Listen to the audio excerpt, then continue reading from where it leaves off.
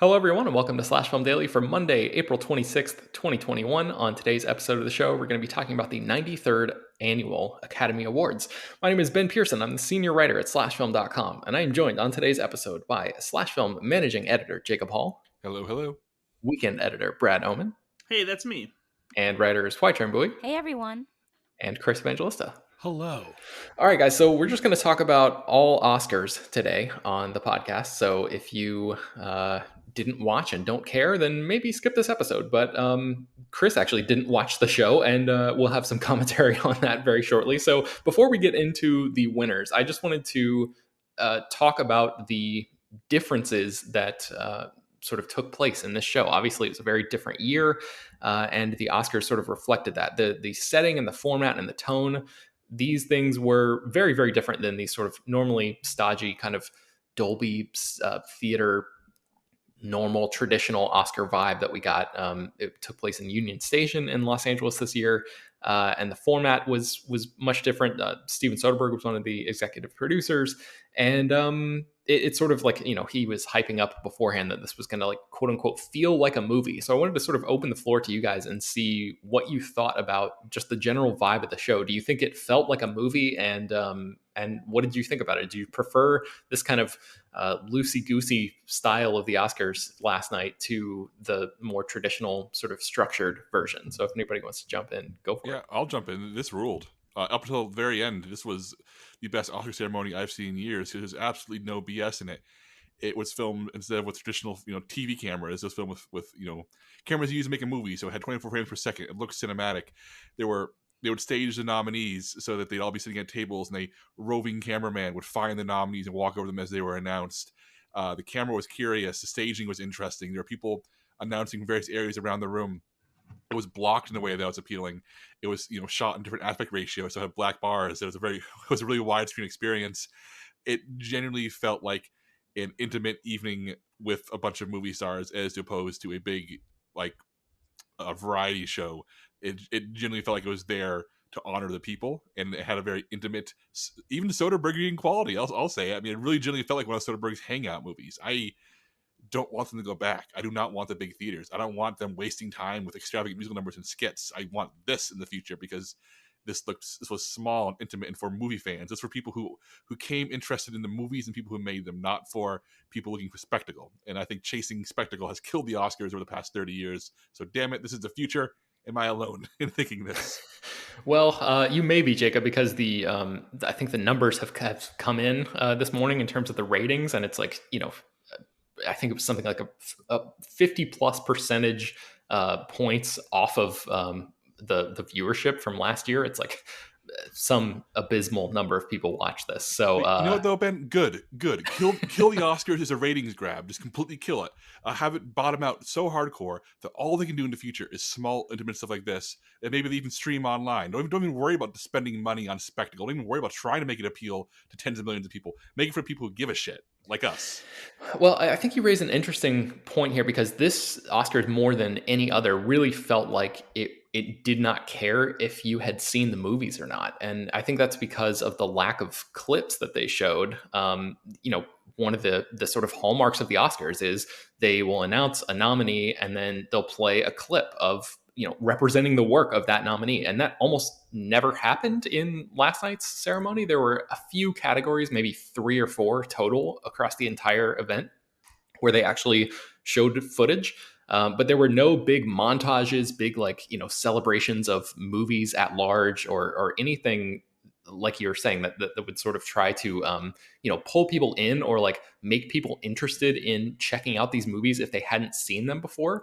Because I think you could make the case that, like, in previous years, if somebody was just channel surfing on the night of the Oscars and, came across the, best actress category and saw somebody, deliver, a 1 minute out of context performance, they could be interested in that and be like, oh, that actually seems like something I should check out. That performance looks powerful, whatever the case may be. And that the opportunity for that was just not present last night. They made the decision to just wipe these clips out completely, I think, in favor of longer speeches.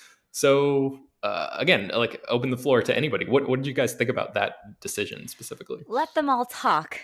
I say. Okay.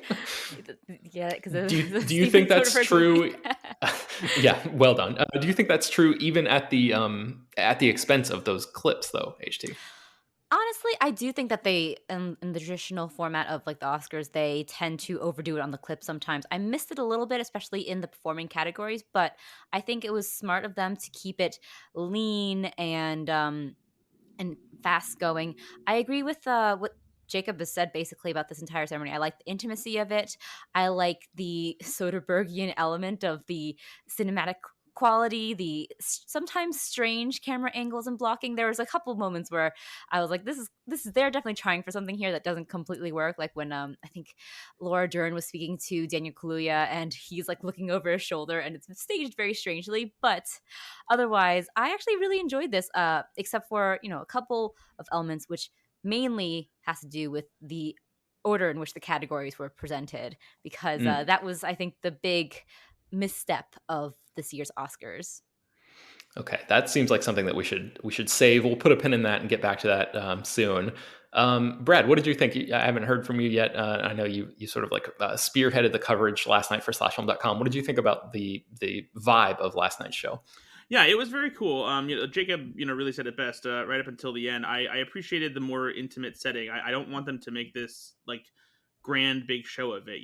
There's no reason to try and like entertain everybody, and so like having it something that is geared more towards the filmmaking and the passion for storytelling.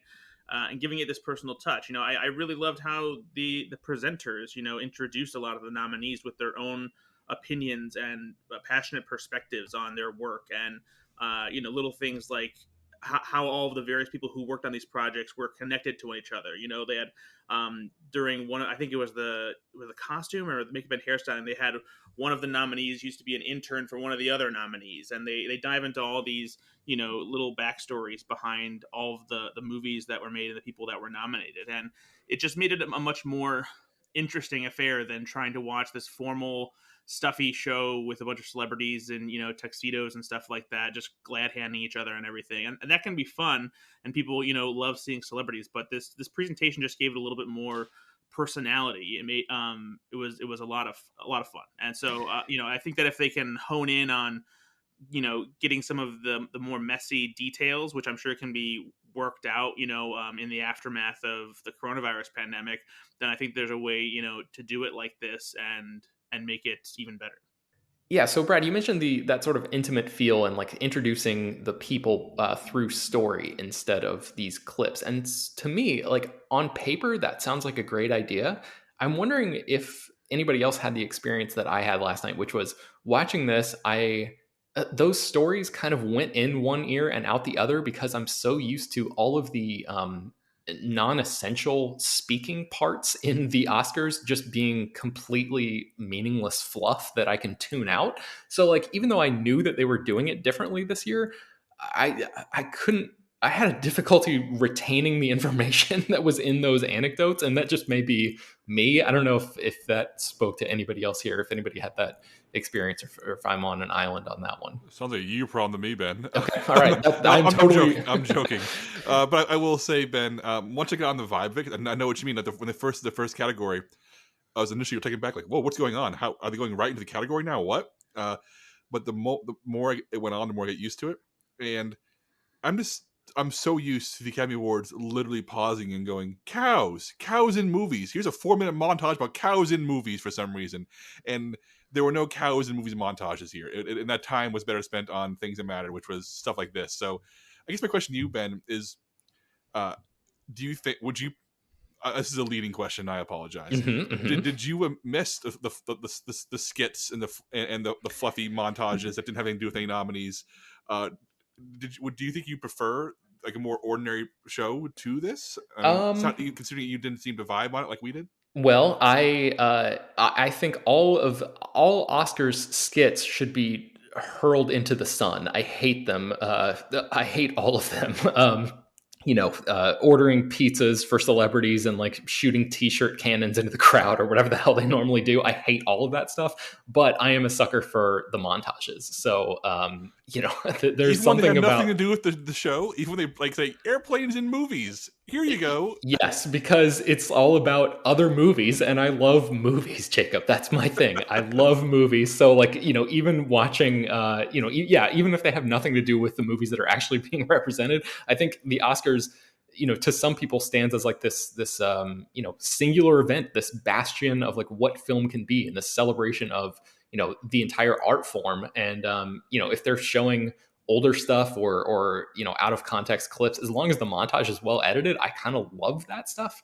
I may be in the minority there, and so I did miss the montages this year. I certainly did not miss the skits. They did sort of dip into that territory a little bit later on, so I'm sure we'll talk about that soon. But okay, so in the interest of keeping this episode moving along, there are a couple more things that I wanted to sort of take your temperature on, all of you. The song performances happened during the pre-show. Did anybody here watch the pre-show, and what do you guys think about that decision? It definitely made the ceremony breezier. I usually like the showcase of the best original song nominees, but it is something that is a little long-winded. It would have been cool if everyone got to see the performance of Husavik, which was fantastic. I included it in our roundup of video highlights because it was the best one from the bunch. I mean, all the performances were great, but that one in particular was just really wonderful. And so I don't know. For me, it's I'm fine with them not being there, but I also appreciate them. So it's either way is good for me. Okay. HT, I think you mentioned something about the speeches earlier, and like the idea of not playing people off and cutting people off. So the speeches. Oh my God. Hello. Sorry, that was my cats. Oh. Wow. Ben, don't cut this out, Ben. This must be in the show. That wow. My mom's cat likes to chase my cat, and he's not a fan, and she doesn't know how to relent. All right, you know what? I am going to leave this in. That cat sound effect was it felt like it came out of a sound effects library. That was pretty impressive. It really did. It actually totally caught me off guard. Brad's cat has very strong opinions on people being played off at the Oscars, Ben. Well, yeah, I just getting back to that. I just wanted to know what you guys thought about the idea of. I've seen several like best and worst moments of the Oscars lists this morning, and many of the one through line that I saw through all of those was in the worsts category that these people are writing about. The idea of like these speeches that just ramble on and on and on popped up over and over again. So what did you guys think about that? And do you think that it's worth maybe, hearing sort of like quote unquote suffering through, 3 or 4 longer speeches to get something like Daniel Kaluuya's speech, for example, or like Thomas Vinterberg, and like the way that he sort of took his time getting around to revealing the fact that his daughter was killed during the making of Another Round. Are those moments worth the sort of less iconic or memorable speeches? What do you guys think about that? Yes, let them speak. Let them talk as much as they want. This is their damn moment. And I feel like as long as there's some kind of restriction in place, because clearly the groups were told if pick one person to speak. I think that kind of restriction works, because I'm not here for an overpaid host to come out and tell jokes. I'm here to see these people win and share their stories. You know what? I'm the kind of guy who wants to see a cinematographer go up there and realize, oh, this is my moment to share my art and my love. And I may be a boring guy. My job is to light things on film sets, not to entertain people. But that, to me, there's a magic in that. There's a magic into letting people who don't get that spotlight have that spotlight and don't get played off because they have to get the show running. I've always enjoyed good speeches, and you're right, the actors tend to give much better ones because they're the ones who are known performers. But when best sound happens and they go up there and you realize, oh, these are technicians and artists who never get this. They never get this situation. And on a previous Oscars, they would have had 1 minute before the orchestra came up, and it would have been over. And here, to me, as somebody who actually likes movies and does not care about an Oscars show, I found this so pleasurable to watch. HT, I have a feeling you agree with me. I'm actually kind of mixed on this because you're supposed to agree with me, HT. No. I think I liked it a lot in concept, and at first I was like, why are they talking so long? But then we did get gems like Thomas Vinterberg's speech and Daniel Kaluuya's speech, where it went off the rails in the most hilarious way, and we got that moment where he talked about his parents having sex. And so that was great. Yeah, I think that like it in concept, like it's so sweet, and I like to see that these people have the spotlight. But I also personally just like a short and sweet type of speech. Like I really loved Chloe Zhao's speech because it was, I think, like 2 minutes long, and she had something that was really nice and short and concise and prepared. And I was like, I still remember that one a lot, even more so than like some of the ones where people talked for quite a while. But I'm glad that they gave them the chance. Like I think it was a nice gesture more than anything. Mhm. I don't know if I'd want to watch it every year, if that makes sense. All right, Chris, I want to talk to you for a second. I haven't heard from you yet, and that is because you didn't actually watch the Oscars, but you quote unquote watched it on Twitter. So, what was your experience like last night as all of this was going down?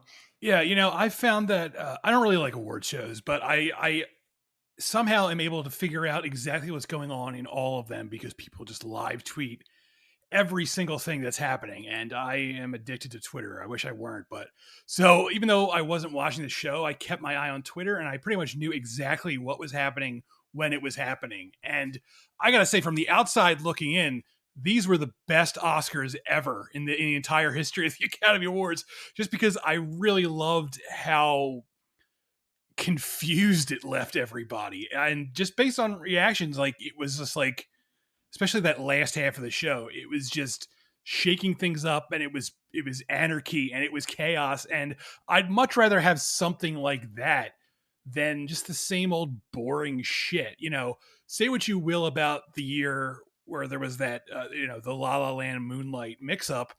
That's going to be an Oscar show people talk about pretty much forever, whereas people aren't going to really talk about the year after that and so on. And and I feel like that's what's going to happen here. Like, yes, this threw a lot of people off, and it made some people like furious. I'm not going to name names, and to each their own, but I follow some people who are part of the Oscar blogosphere, which they seem like nice people, but I never understand that that subset of film Twitter. And they were like, I am heartbroken. This is the worst thing that has ever happened. And I was like, Jesus Christ, calm down. Like, look, I really do not mean to belittle people who like the Oscars. If you like the Oscars, that's fine.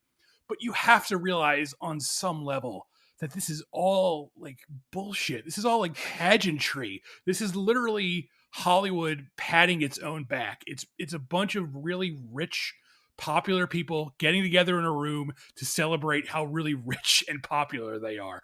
And yes, in the midst of all that, there is, a celebration of art and the work, but that's so minimal to what's going on with the Oscars. And for people to be like, this is the worst thing to happen. I can't get on board with that. It from my point of view, from the outside looking in, this was entertaining in a way. Like, am I happy with how everything played out? Absolutely not. But I have to admit that, like, watching people react to this in real time gave this year's ceremony something, special. I don't think I'd want this every year. I don't want chaos every year, but every once in a while to shake things up, it's kind of interesting. It's kind of fun. I even though not all of the plans paid off, I salute Soderbergh and company for going for it, for being like, all right, we're gonna try something new. Sometimes you just have to swing for the fences, and I'm at the very least, I'm glad they tried for that. Yeah, I also appreciate the effort. Brad, let's go to you for a second. And if you wouldn't mind, maybe just running through some of the major winners last night. And if you wouldn't mind indulging me, perhaps you could save Best Actor for the end, like the show itself did, and sort of explain what went down in that the most, I guess, the moment that had the most people talking throughout the entire ceremony. For sure. So the Screenplay Awards, adapted screenplay went to The Father. The Father, had a rather impressive showing, especially considering it was a movie that was kind of not on everybody's radar until it got nominated for, a handful of Oscars. And so had quite a good showing. And then Best Original Screenplay went to Emerald Fennell for Promising Young Woman. It seems like that was really the only thing that they could muster up for that one that night.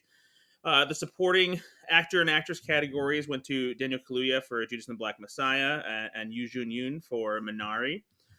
which, by the way, her speech was absolutely delightful. She had a wonderful like little interaction with Brad Pitt, and she just gave a very funny, very charming speech.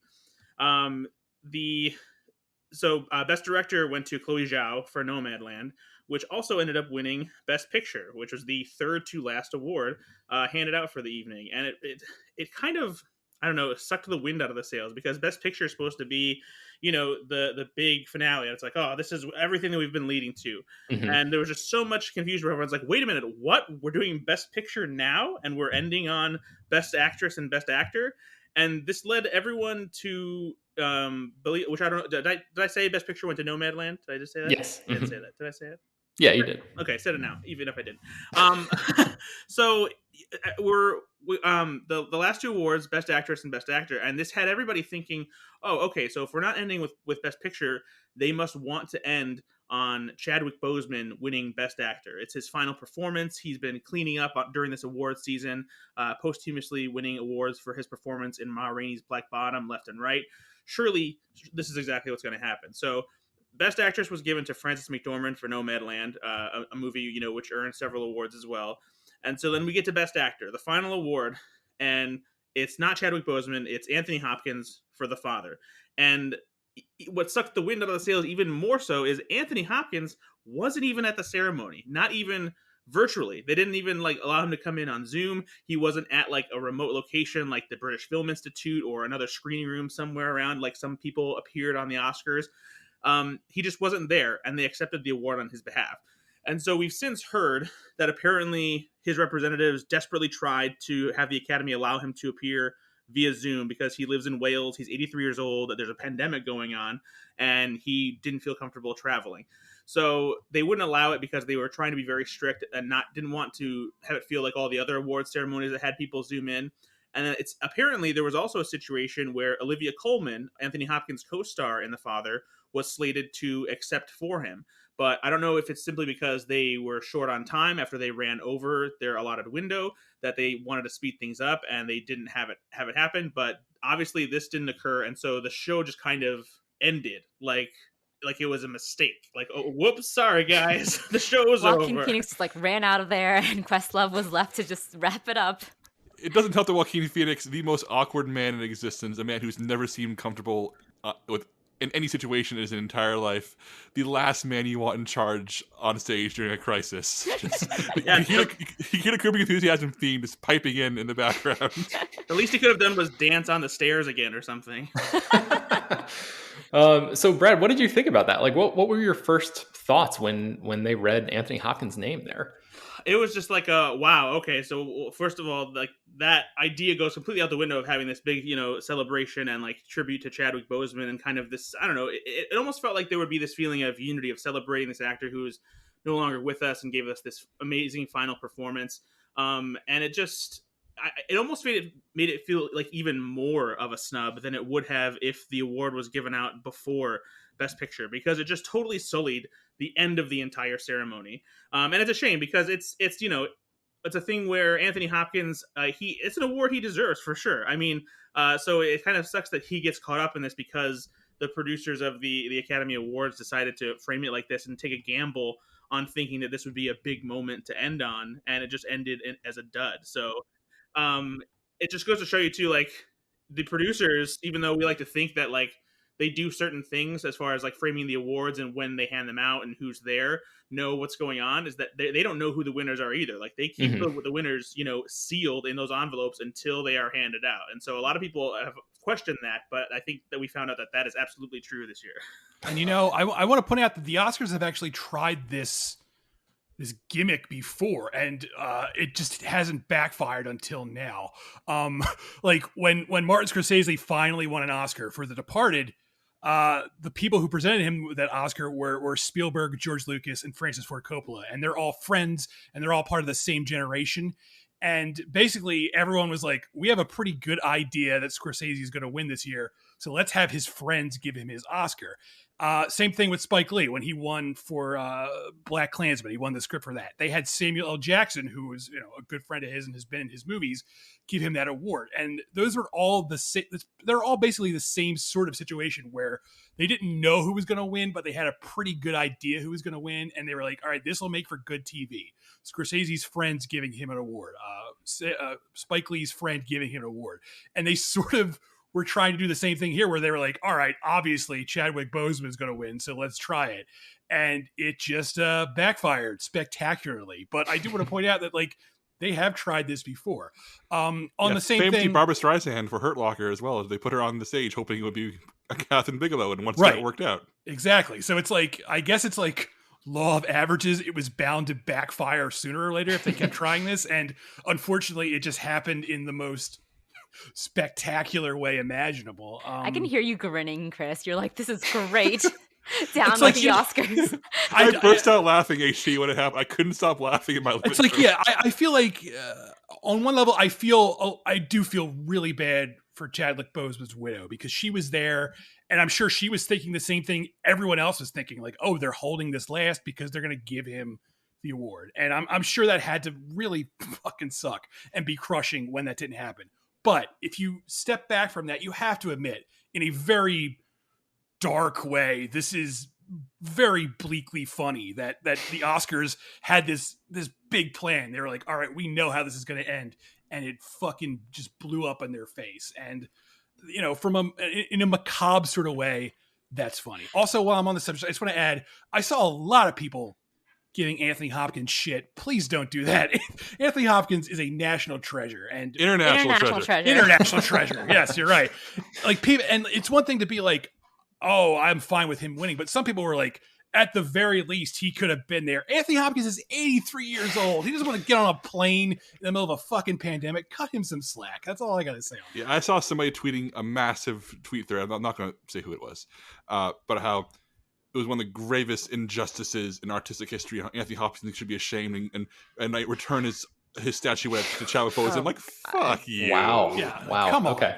Stop. My big problem with this isn't actually like the whole blowing up in their faces kind of thing. I think that is kind of funny in a way.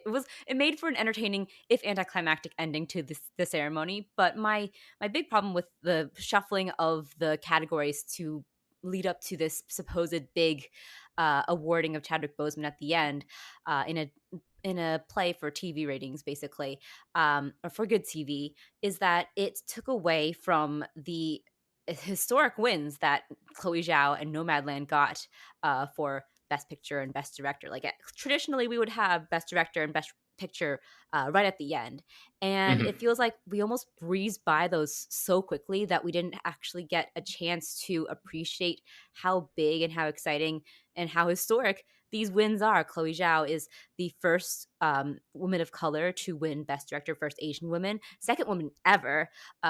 Nomadland is the first Best Picture winner to be female-led and to have another director of color directing it. So it felt like it was almost, the night was taken away from Nomadland because the Oscars was trying to go for this big TV moment, and in the results, Nomadland and Chloe Zhao just kind of got shunted to the side. HG, are you saying it's a lesson here is that going after spectacle derailed an otherwise intimate and perfect ceremony? HG, is that what you're saying? It might be what I'm saying. I saw an interesting theory. I wish I could remember who said this, but I saw someone suggest that this whole kerfuffle is actually going to help Nomadland's legacy, because there tends to be this thing where when a movie wins an Oscar, even if it's a really good movie, there sort of becomes like a weird backlash against it, and then people spend like the next 10 years being like, fuck that movie.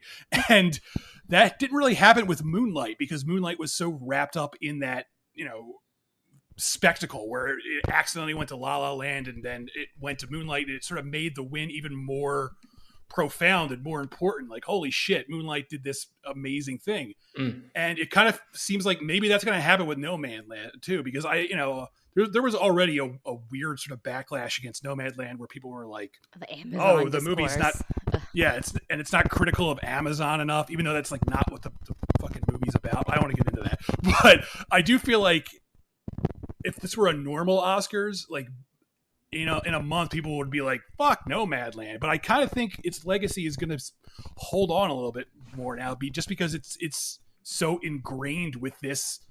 I don't want to call this show iconic. What's the other word? Fiasco. This fiasco. That's something I do wonder if that's going to happen. That makes me kind of sad that that's going to be its legacy, though. No. I'm not saying it's part. I'm just saying it's going to stand out above. It's going to stand above the fray. Like, remember when Nomadland was a big deal on that otherwise goofball show?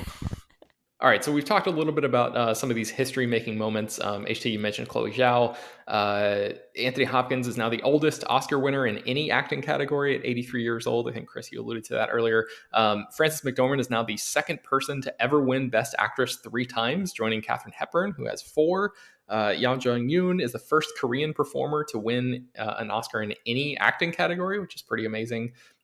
Mia Neal and Jamaica Wilson became the first Black women to win Oscars in the Best Makeup and Hairstyling category for their work on Ma Rainey's Black Bottom. And then Emerald Fennell's win. This is not like, groundbreaking history, but just something that hasn't happened in a long time. Emerald Fennell's win for Best Original Screenplay is the first time that a woman has won in that category since Diablo Cody won for Juno, which was in Juno came out in like 2007. And so that must have been the 2008 Oscars. Random moments throughout this movie. We have to talk about the Glenn Close thing because, I mean, Yeah, of course we do. I was so happy that there was no weird sketches or bits, and then Glenn Close starts. I was during this whole thing, I was like, "What are they doing to Glenn Close?" Yeah, so that's what I wanted to talk about. Jacob asked me about if I missed the montages and the sketches and all that kind of stuff. I was really enjoying the ceremony until it got to that Oscars trivia segment, which I felt is like too lowbrow for the Oscars. Like, it's that kind of order pizza for celebrities kind of Ellen DeGeneres level like bit that I just don't appreciate seeing at the Oscar ceremony. And I was so happy that it hadn't happened up to that point. And as soon as the Oscars trivia thing came out, I was like, oh no, I just have a sinking feeling in my stomach. Like, oh God, this is going to be, because it's so clearly staged, and it feels, or certain elements of it were, so it just feels like, what are we doing here? What is the point of this? And then the Glenn Close debut thing, Twitter just blew up. Chris, I'm sure you you saw everything as that was happening, because like everybody was immediately turning it into a huge thing. So I just wanted to sort of see what you guys thought about this. I found myself in the cynical position of being like, I don't love this as much as I'm sure everybody else does, because it just feels a little too calculated to be a moment. I appreciated that Glenn Close was like, up for doing it and a good sport about it, especially since she didn't win, she's become like, I think one of the most nominated people who has never won an Oscar now. It's just like the most losingest acting nominee ever. 8 nominations, 0 wins. Amy Adams coming for that record though, Ben. Yeah. So, well, Jacob, let's go to you. What did you think about that whole Oscars trivia segment and then the debut scenario? Funny conceptually, a disaster in terms of pacing. I liked that there were no skits at all until this. I think they should have cut this one as well, because the show was moving really well. If they cut this, the show would have been like right on time with the ending as promised. I understand what they're going for here, but the fact is that up until Glenn Close, everybody involved was so clearly scripted and so clearly staged. It was awkward and painful to get through. The only person who brought anything fun to the bit was Glenn Close at the very, very end. So, just kill all Oscar bits. Kill them all, and we'll all be happier. Yeah, I think what made it even worse is that there were no other bits except for this one. And so it just came out of nowhere. It's like, oh, okay, so we're slowing the show down for no reason whatsoever. And then what made it even more frustrating was that it felt like the in memoriam segment that immediately followed this, like they sped up the montage by like 1.5 times, like they're trying to get through a podcast, because for the first 30 seconds, the names are going at a decent pace. And then all of a sudden, it's like they hit fast forward, and each person barely got a full second for you to like recognize who it is, to where like if you weren't entirely sure because you didn't recognize them immediately, that you didn't really get a chance to register who it was, like why they were famous or anything like that. And it almost felt like they needed to speed it up because they wasted so much time for that little little bit. As fun as it was for Glenn Close to sell it and make it feel, genuine, it just was way too much of a weird, goofy aside for what the rest of the ceremony was. Yeah, I think I read something that they had pre-edited that and decided to make that bad decision to have the speedy in memoriam thing before they had that like locked and loaded and ready to go. So it wasn't quite an on the fly decision. But yes, your point still stands, which is like, it was practically impossible to read a person's name and then even have time to look over and see their picture before the slide changed to the next thing for a majority of the people who were listed there. Not to mention the fact that like Jessica Walter didn't even get, didn't appear in the in memoriam video. So yeah, I think a lot of people had some serious problems with the way that was sort of doled out. So they should have stopped the show, and then Eddie Redmayne in character from Trial of the Chicago 7 could have stood up and read all the names from the list. Oh my God. Well, that was one of the other, I guess I wrote a section on the doc for us to talk about big takeaways from this Oscars. And the only thing that I could come up with was even during a pandemic year, Netflix couldn't win Best Picture. So like Netflix has been throwing so much money at the Oscars, at movies to specifically win Best Picture. And even in this weird year where, they had two decent chances with Mank and Trial of Chicago 7, they couldn't pull it off. So I guess Black Bottom got a bunch of wins in like the technical. Yeah, and actually, I think I read categories. that Netflix actually came away with the most wins of any studio. I think that's right. I mean, yes, I know that is factually correct, but I think Netflix themselves or Ted Sarandos or whoever, whoever it is, the leadership at Netflix is not going to be, their thirst is not going to be quenched until they win Best Picture specifically. They want those big awards. They want like actor and director and all that stuff. But you know what? If it takes us sacrificing Mank, a movie I like, to keep Trial of Chicago 7 from winning a major award, I'll sacrifice 1,000 Manks. All right, so one other moment that I wanted to highlight was a moment that really took me by surprise, and I had no idea the context of this moment, which is Frances McDormand howling like a wolf on the stage. Frances McDormand, Wolf Walker. Yeah. I just sort of took that as like, oh, that's a weird thing. I guess that seems in line with what Frances McDormand would do. So I just sort of took it at face value. But this morning, right before we started recording, I actually learned that was like a tribute from Frances McDormand to Michael quote unquote Wolf, his nickname was Wolf Snyder, who was the sound mixer, the production sound mixer for Nomadland, and he was, I think, 35 years old, and he died by suicide in the beginning of March. So that was like a tribute to this guy that she had worked closely with on this movie, and that entire Nomadland family lost somebody very close to them earlier this year. So that was a with that context, it completely changes from just like, oh wow, that's old Franny McD being Franny McD to like this sort of touching moment. I wish I would have had that context during the actual broadcast and wouldn't have to look that up later, but I don't know how they would have gone about doing that without it being, maybe overly saccharine or just like maybe inappropriate to bring that up in some way. So I don't know. Like the audaciousness of that, of Frances McDormand, a woman who don't give a shit. She just doesn't care what you think about her. She shows up dressed for comfort. She speaks her mind in her acceptance speeches. She doesn't feel like she's putting on an act. Frances McDormand is not the kind of person who's going to place a tribute to somebody she cared about inside a soundbite. She came out and did it because she cared, because people who knew would care, and she just didn't care who else didn't do it. And I admire the hell out of a woman who's had success that she's had, winning her third acting Oscar, to just be that audacious. I think she is the ruler of the planet Earth as far as I'm concerned. Yeah, she's great. How many Oscars must be at Frances McDormand, and which Cohen is she married to? Joel Cohen's house now. Ooh, yeah. Did you know Joe Cohen having his phone out filming his wife's entire acceptance speech? Oh, that's I didn't see that. That's cool. The cameraman found Joe Cohen and went behind for an over the shoulder of him filming her. It was great. All right. So, any other random moments from the ceremony? Well, speaking of people who didn't care to be there and who never cares to be anywhere, really, I really enjoyed the moment where Harrison Ford stepped forward to present editing and just read from the script notes from Blade Runner and did not gave that vibe that he always gives of being like, I don't want to be here at all. And that was always refreshing to see. More like Indiana Stone. He clearly just lit one up right before that. Right before. Yeah, I have to say, I love that moment because it was very funny and very Harrison Ford, but it also made me sad for Indiana Jones 5 because he feels like he is old, because he is, and I'm just very worried about what it's going to be like to see him doing a fifth Indiana Jones movie in this state. I know he's in good shape for his age and everything, but it just made me feel a little bit worried about it. Yeah, I had the same feeling. You're not alone there. So, all right. I think that's going to bring us to the end of today's episode of Slash Film Daily.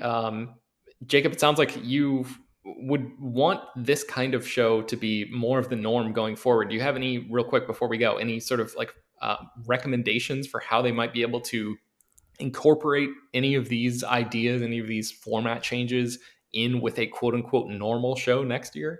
I mean, if you go back to the big theater, and they already said they said it during the ceremony. Bryan Cranston came out and did a tour of the empty theater to say they were. Film like they did here, have the roving camera, have the 24 frames per second, to leave the TV-ness of it behind, and really get to the bottom of why these matter, and cut the skits, cut the musical numbers, cut the montages, just make it a show for the people who care.